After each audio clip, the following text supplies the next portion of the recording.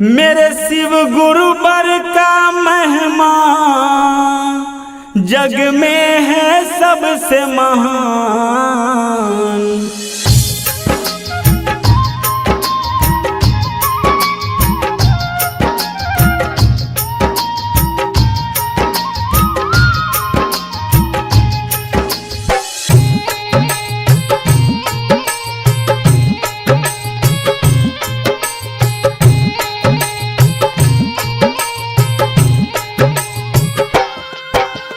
पल भर में कर देंगे भवसागर से पार, पल भर में कर देंगे भवसागर से पार। मेरे शिव गुरु बर का महिमा, मेरे शिव गुरु बर का महिमा जग में है सबसे महान।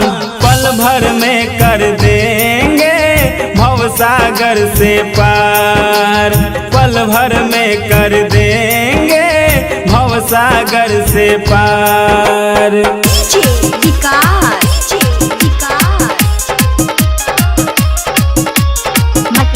सीतामढ़ी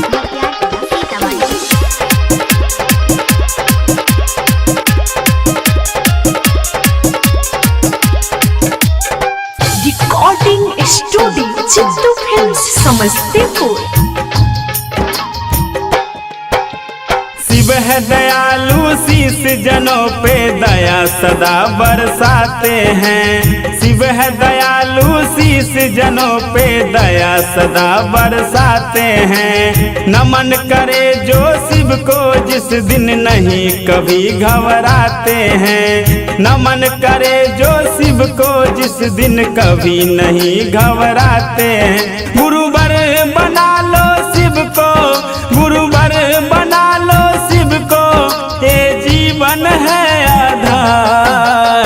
पल भर में कर देंगे भवसागर से पार, पल भर में कर देंगे भवसागर से पार।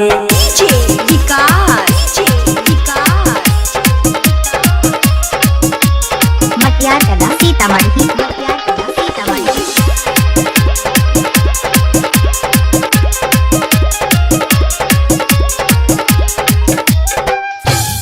Recording studio Chittu films Samastipur.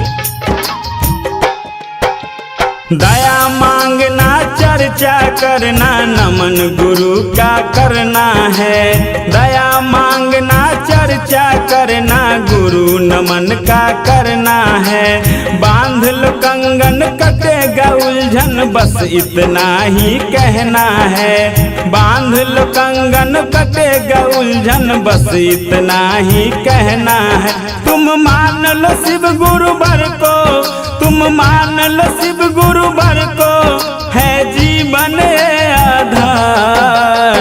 पल भर में कर देंगे भवसागर से पार, पल भर में कर देंगे भवसागर से पार।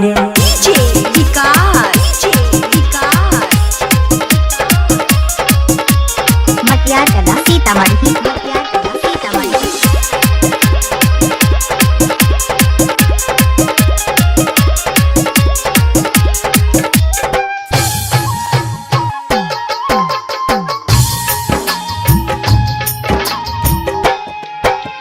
भैया हरिंदर नीलम दीदी गुरुवर शिव को बनाया है। भैया हरिंदर नीलम दीदी शिव को गुरु बनाया है। अमर हुआ है जगत में जो जिस पे शिव का साया है। अमर हुआ है जगत में जो जिस पे शिव का साया है। सिंगर चंदन पुनर करता है, सिंगर चंदन पुनर करता है, बिनती है बारंबार। पल भर में कर देंगे भवसागर से पार, पल भर में कर देंगे भवसागर से पार। Record by Chittu films Samastipur.